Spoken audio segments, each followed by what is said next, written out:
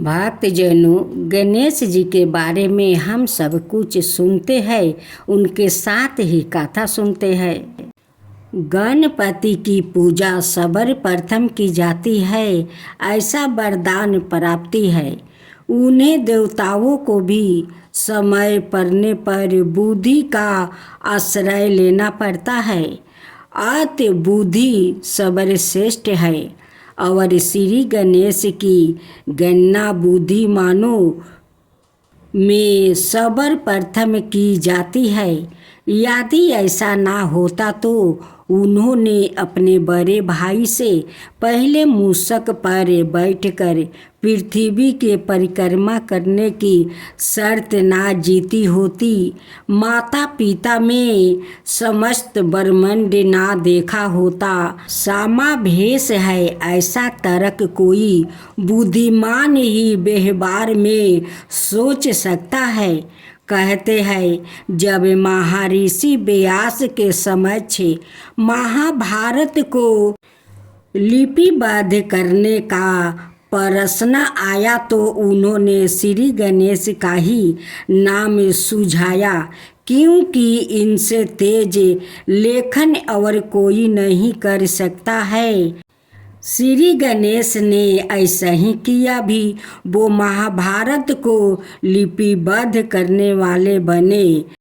लंबोदर और महाकाय श्री गणेश ने बुद्धि भूमि में महाबली राक्षसों को मृत्यु का रहस्य बनाकर अपने भक्तों की रक्षा की है।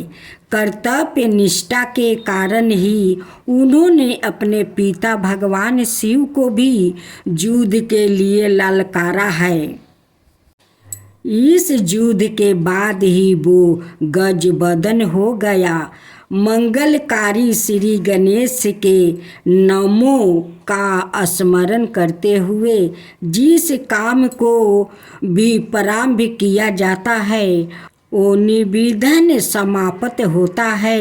विघ्नों और प्रतिकूलताओं में इतनी समर्थ ही नहीं है कि वो श्री गणेश का सामना कर सके। इस पुस्तक में श्री गणेश के जीवन के ऐसे प्रसंग को लिया गया है जो बाल मन को चमत्कार करते हैं और बताते हैं कि जीवन को कौन से गुण एक समन्वय व्याकृत को विशेष की कोटि में ला खड़े करते हैं। हमें विश्वास है कि पुस्तक में दी गई रोचक कथाओं पाठकों का मार्गदर्शन करेगी। तो साथियों, अब हम कथा सुनते हैं। एक बार जब भगवान शिव भूलोक भ्रमण पर थे तब माता पार्वती के दो परम प्रिया सखियां उनके पास पहुंची। उनमें से एक का नाम जाया था और दूसरी का नाम विजया था। पार्वती ने अपनी सखियों का हार्दिक अभिनंदन किया और कुशलता पूछने के बाद उनके आने का कारण पूछा। कहो सखियों, कैसे आना हुआ? पार्वती बोली, लेकिन मुझे भी तो पता चले कि आखिर तुम्हारी समस्या क्या है। विजया बोली, समस्या यह है कि हम सवाए को असुर छीत महसूस कर रही है। विजया की बात सुनकर पार्वती आश्चर्य से बोली, असुर छीत और वो भी यहाँ कैलाश में भगवान शंकर के इतने गणों के होते हुए भी तुम्हें सवाए को असुर छीत समझने का विचार कैसे पैदा हो गया? सखी जाया बोली, लेकिन वो सब तो भगवान शिव के गण अनुचर है। हम चाहती हूँ कि हमारा भी कोई ऐसा गण हो जो सिर्फ हमारे ही आदेश का पालन करे। पार्वती बोली, कहती तो तुम ठीक हो। मैंने भी कई बार इस विषय में सोचा है अब की बार जब भगवान शंकर कैलाश लौटेंगे तो उनसे इस बारे में विचार विमर्श करूंगी। उस दिन के बाद बात आ गई, लेकिन फिर एक बार एक ऐसी घटना उपस्थित हो गई जिसके कारण पार्वती जाया विजाया की समस्या पर गंभीरता पूर्वक सोचने को विवश हो गई।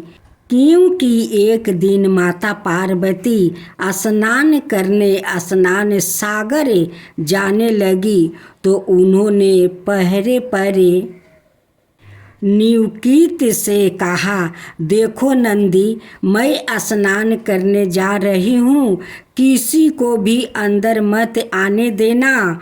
नंदी बोला, आप निश्चित होकर स्नान करें माता, मैं किसी को भी अंदर नहीं आने दूंगा। कुछ समय उपरांत भगवान शंकर वहाँ पधारे। उन्होंने देखकर नंदी सोचने लगा, भगवान शंकर मेरे स्वामी है, माता पार्वती के पति है।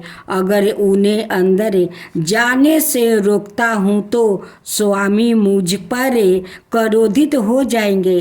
अंदर माता पार्वती स्नान कर रही है, अगर स्वामी वहाँ पहुँच गए तो माता क्रोधित हो गई।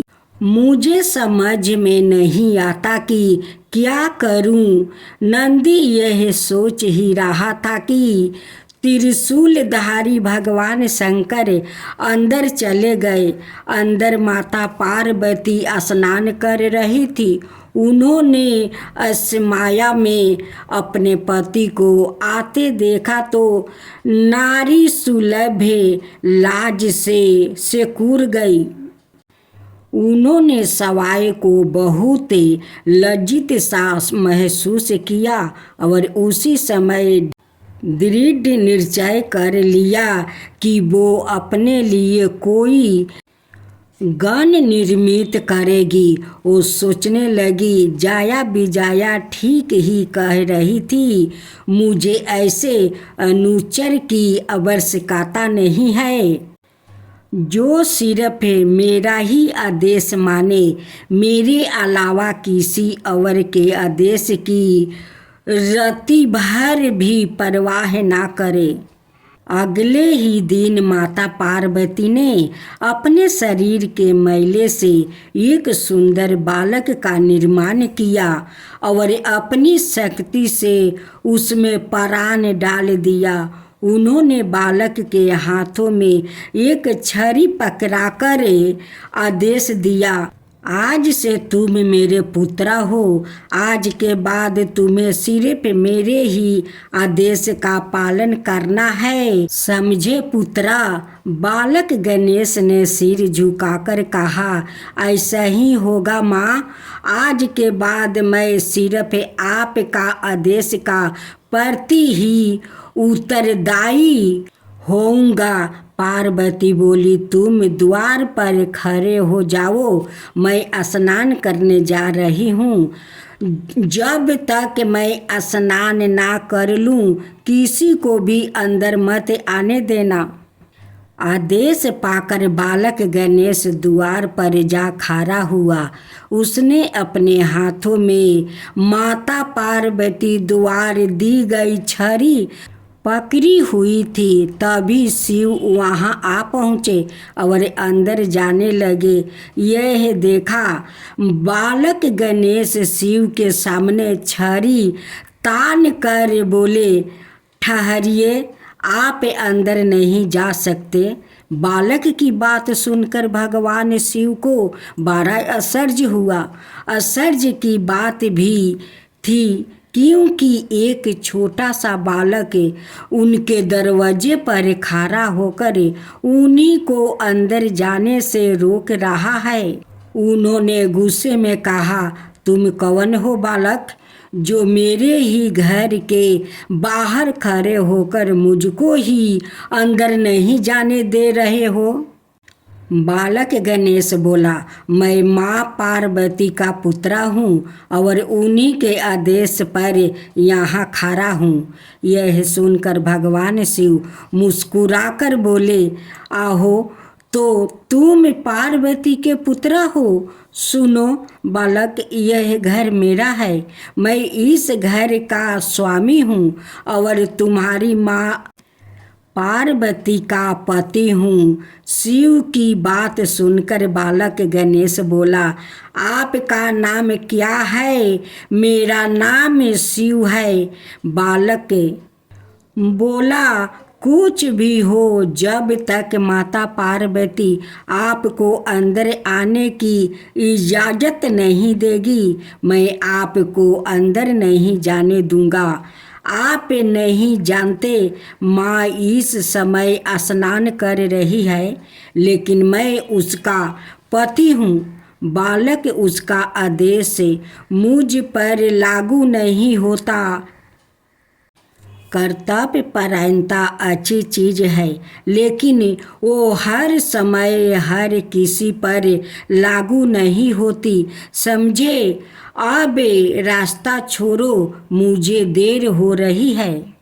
गणेश बालक बोला, आप कोई भी क्यों ना हो, मैं आपको अंदर नहीं जाने दूंगा। माता पार्वती का ऐसा ही आदेश है। बालक गणेश की बात सुनकर शिव को गुस्सा आ गया। उन्होंने अपने 2 गणों को कहा कि जाओ, मार्ग से साफ कर दो। ना जाने कहाँ से यह आकर दरवाजे पर जम गया है, मार्ग को रोक रहा है। कहता है कि यह पार्वती का पुत्र है। अपने स्वामी का आदेश पाकर नंदी और बिरिंगु बालक गणेश के पास पहुँचे और बोले, रास्ता छोड़ बालक, हमारे स्वामी पधारेंगे। यह स्वयंभू भगवान आशुतोष है, इनके सामने धीरजता करना अपराध है। स्वामी नाराज हो गए तो अनाथ हो जाएगा, तुम संकट में पड़ जाओगे। तुम्हारे स्वामी नाराज होते हैं तो होते रहे, मुझे इसकी कोई परवाह नहीं है। मैं अपनी माता पार्वती का आदेश नहीं टाल सकता। नंदी और बिरिंगु दोनों गणेश को जबरन द्वार से हटाने को आगे बढ़े, किंतु वो गणेश को कुछ भी ना कर सके। गणेश ने माता पार्वती द्वारे परिचित छड़ी से उनकी धुनाई शुरू कर दिया। धुनाई इनकी जबरदस्त थी। दोनों वहाँ से भागकर शिव के पास पहुँचे और अपनी असफलता बताई। यह सुनकर शिव क्रोधित हो उठे। उन्होंने अपने अनाये गणों को बुलाया और गणेश को द्वार से हटाने का हुक्म दिया। पकड़ लो उस बालक को और उसे यहाँ ले जाओ, मैं सवाए उसकी धीरजता के लिए दंडित करूँगा। उसने मेरा ही नहीं, नंदी और भृंगु का भी अपमान किया है। एक बार फिर नंदी और भृंगु अनाये गणों के साथ गणेश के पास पहुँचे, लेकिन उनमें से कोई भी गणेश तक नहीं पहुँच सका। गणेश की छड़ी से अग्नि की लपेट उठी और सीधा गणेश से जा टकराई। शिवगण चीखते चिल्लाते भगवान शिव के पास पहुँचे और बोले, स्वामी रक्षा करो। उस बालक की छड़ी से जो अग्नि निकली उसे हमें बुरी तरह झुलस गई है। उसे छूना तो दूर, हम तो उसकी परछाई तक भी नहीं पहुंच सके। शिव ने गणों की ओर देखते हुए घृणा से मुख बनाकर कहा, धिक्कार है तुम सब पर, एक ऐसे बालक को जिसके हाथ में हथियार के नाम पर सिर्फ एक छड़ी है, तुम लोग काबू में नहीं कर सके। आनान फानान में ही यह समाचार चारों दिशाओं में फैल गया। देवराज इंद्र, भगवान विष्णु, पीताम्बा, ब्रह्मा सहित सब देवताओं कैलाश जा पहुँचे। इंद्र ने शिव से कहा, प्रभु कौन बालक है यह, इसकी मार तो बड़ी विकट है। आपके सारे गण कोशिश करने के बावजूद भी उसे छू तक नहीं पा रहे हैं। शिव बोले, सूर्यराज तुम सवाए देवों की सेना सहित जाओ और उस बालक को पकड़ कर इंद्र देवताओं की एक विशाल सेना लेकर गणेश पर टूट पड़ो। विकट संग्राम छिड़ गया। उसके अग्नि अस्त्र गणेश पर अग्नि वर्षा करने लगे, किंतु बालक गणेश तक वो अस्त्र पहुँच ही नहीं पा रहा था। यह देख इंद्र सोचने लगा, यह कैसा चमत्कार है, मेरा कोई भी अस्त्र इस पर काम नहीं कर रहा है, उल्टे इसकी छड़ी से अग्नि की चिंगारियाँ निकलकर मेरे सैनिकों को जला डाल रही है। इधर माता पार्वती अपना सखियों के साथ असनागर से निकल आई। बाहर उन्होंने जो दृश्य देखा उसे देख कर वो आश्चर्यचकित होकर बोली, अरे यह क्या, यहाँ तो विकट संग्राम छिड़ा हुआ है। सभी देव सेना भगवान शिव के गण एक छोटे से बालक पर टूट पड़ रहे हैं। यह तो सरासर अन्याय है। मैं यह अनर्थ कभी नहीं होने दूंगी। मैं अपने बच्चे गणेश का बाल भी पाका नहीं होने दूंगी। यह कहकर पार्वती ने अपने हाथ के संकेत से गणेश में अपनी शक्तियाँ भर दिया। शक्ति पाकर गणेश और भी शक्तिशाली हो उठे। उन्होंने दुगुनों जोश में देवों और शिवगणों का विनाश करना आरंभ कर दिया। सब और हाहाकार मच गया। शिवगण और देवताओं मैदान छोड़कर भाग निकले। इंद्र भागा भागा भगवान शिव के पास पहुंचा और हाथ जोड़कर बोला, प्रभु आप ही संभालिए उस बालक को। वो कोई सामान्य बालक नहीं है। मेरी सारी सेना पर उसने ऐसी भयंकर अग्नि वर्षा की है कि सेना का मनोबल टूट गया है। मैं सवाए मुश्किल से अपनी जान बचाकर यहाँ तक पहुँचा हूँ। भगवान शिव ने बेवास्ता पूर्ण नेत्रों से विष्णु की ओर देखा। विष्णु उनका आशय समझ गया। अत बोले, आप चिंतित ना हो असुस्तो, मैं अभी उस बालक को दंडित करता हूँ। यह कहकर भगवान विष्णु गरुड़ पर बैठकर गणेश के सम्मुख जा पहुँचे। अत उन्होंने गणेश को समझाने की कोशिश की, किंतु गणेश तो उस समय रुद्र रूप धारण किए हुए थे। उन्होंने विष्णु की एक ना सुनी और उन पर आक्रमण कर दिया। चारों ओर अग्नि वर्षा होने लगी। भयंकर अग्नि वर्षा से गरुड़ राज घबरा गया। उन्होंने भगवान विष्णु से प्रार्थना की, प्रभु यदि कुछ देर और युद्ध में रहा तो मैं जल जाऊंगा, इसलिए आज्ञा दे तो मैं युद्ध भूमि से आपको लेकर निकल जाऊंगा। गरुड़ की बात सुनकर विष्णु बोले, तुम ठीक कह रहे हो गरुड़। इस व्याकृत रणभूमि में रुकना बुद्धिमानी नहीं है, निकल चलो। भगवान शंकर सवाए उसे लिपटने लगे। विष्णु पराजित होकर शिव के पास पहुँचे। उन्होंने शिव से कहा, उस बालक को सीधे युद्ध में हराना संभव है। वो तो साक्षात काल बना हुआ है, उसे छल से ही मारा जा सकता है। शिव बोले, तो फिर आप मुझे क्या करने की सलाह देते हैं?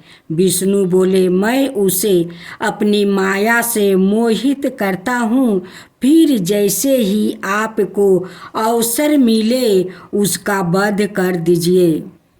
विष्णु के विचारों से अवगत होते ही माँ पार्वती के दोनों शक्तियों ने गणेश को अपना बल प्रदान कर दिया और सवाए अंतर ध्यान हो गई।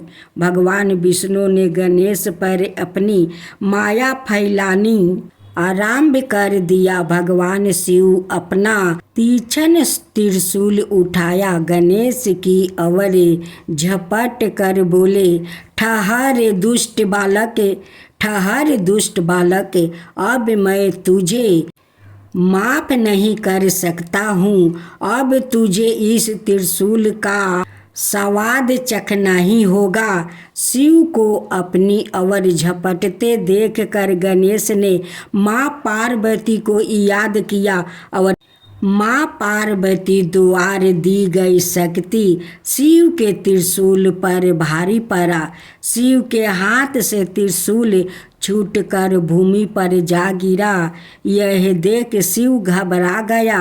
वो सोचने लगे, आहो, इसने तो मेरा त्रिशूल भी बेकार कर दिया।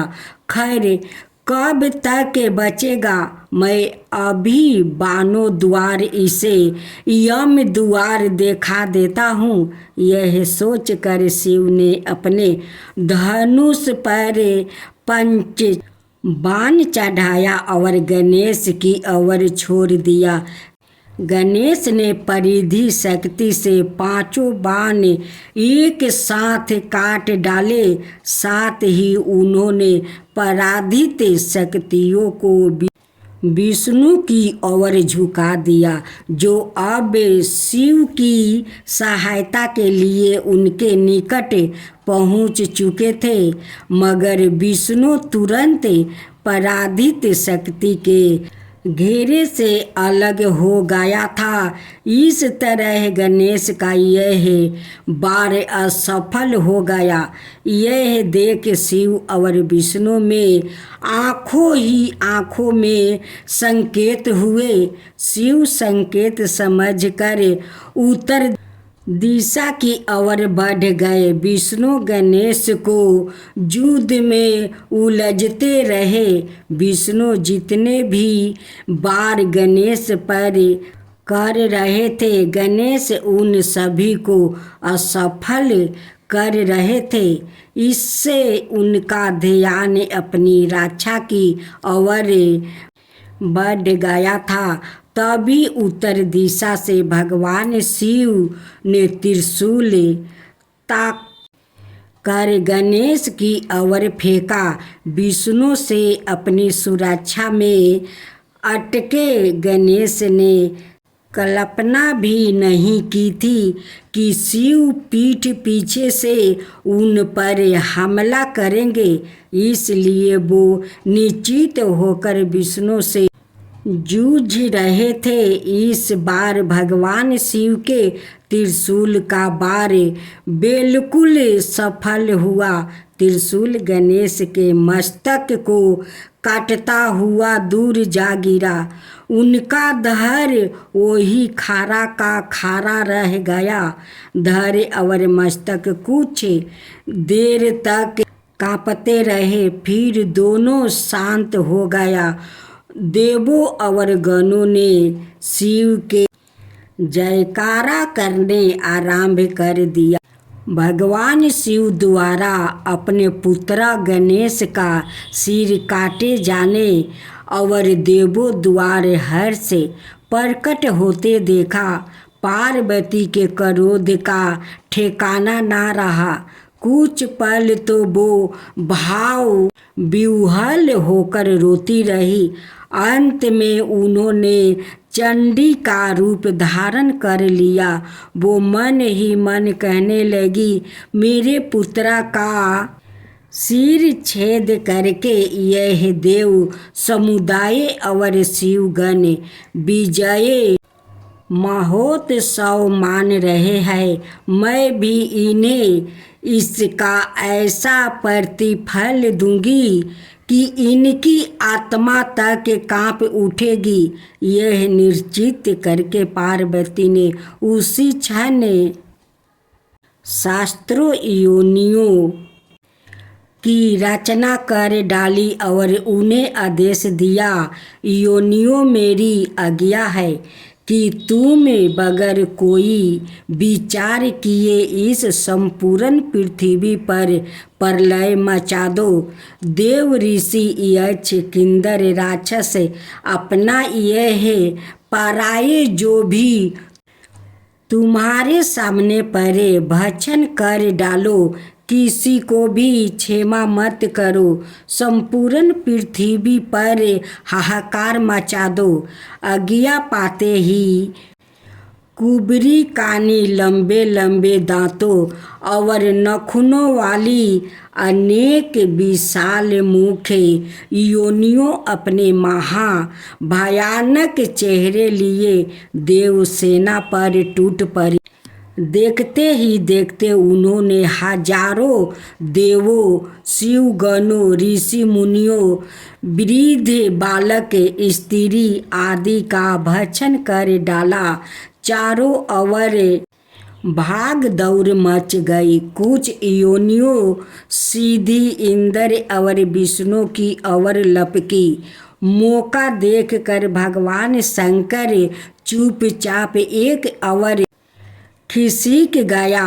बाद में वो सब एक पहाड़ की गुफे में एकत्र हुआ और इस मुसीबत से छुटकारा पाने का उपाय ढूंढने लगे। शिव बोले, यह सब भगवती पार्वती के कोप के प्रतिरूप है। उनके पुत्र का वध जो हुआ है, कौन माँ है जो अपने पुत्र के मरने पर दुखी ना होती। विष्णु बोले, जो हो गया से हो गया। मौजूदा समस्या तो यह है कि हम इन योनियों से कैसे छुटकारा पाऊं। यह तो दृष्टि को तहस नहस कर देने पर तुल गई है। पीताम्बर वर्मा ने कहा, यदि भगवती गिरिजा दृष्टि हो तभी यह आफत टल सकती है, अनाथ नहीं। कोई उपाय सोचो। विष्णु बोले, एक उपाय है भगवान। यदि हम देव ऋषि नारद को भगवती पार्वती को समझाने की जिम्मेदारी सौंप दे तो वो इस कार्य को अच्छी तरह क्रियान्वित कर सकते हैं। चलो देव ऋषि नारद के पास चलते हैं। उन्हीं से प्रार्थना करते हैं कि भगवती पार्वती को शांत करके वो हमें इस मुसीबत से मुक्ति दिलाए। इंद्र बोले, लेकिन नारद जी इस समय मिलेंगे कहाँ? वो तो हर समय बर्मन पर रहते हैं। उनका कोई ठौर ठिकाना हो तो उन्हें खोजे। तभी संज्ञा बस देव ऋषि नारद उधर ही घूमते हुए आ निकले। इतने सारे देवताओं को एक साथ देखकर वो बोले, नारायण नारायण, इतने सारे देवता आज एक जगह कैसे इकट्ठा है? आप लोग के चेहरे भी चिंतित दिखाई दे रहा है। क्या कोई अप्रिय घटना घट गई है क्या? विष्णु बोले, हम बड़ी मुश्किल में फंस गए हैं देव ऋषि। भगवती गिरिजा हम पर कृपित हो गई है। उन्होंने योनियों को आदेश दिया है कि वो सर्वथा प्रलय मचा दे। अनेक देवता और शिवगणों को वो योनियों भक्षण कर चुकी है। हम बड़ी मुश्किल से जान बचाकर यहाँ आ छुपे हैं। यह सुनकर नारद जी बोले, तो फिर मेरे लिए क्या आज्ञा है? आप लोग मुझसे क्या चाहते हैं? हम चाहते हैं कि आप अपने बुद्धि चतुराई से भगवती गिरिजा को संतोष करके उनसे यह नर संहार रुकवा दे। विष्णु बोले, नारद बोले, आप सब लोग मेरे साथ चलिए। हम सब मिलकर भगवती की स्तुति करेंगे। वो बहुत कृपालु है। वो आपकी याचना नहीं ठुकराएगी। नारद के साथ समस्त देवता और ऋषिगण माता पार्वती के पास पहुँचे और दिन सवार में उनकी स्तुति करने लगे। उनकी मिनती सुनकर माँ पार्वती का दिल पसीज उठा।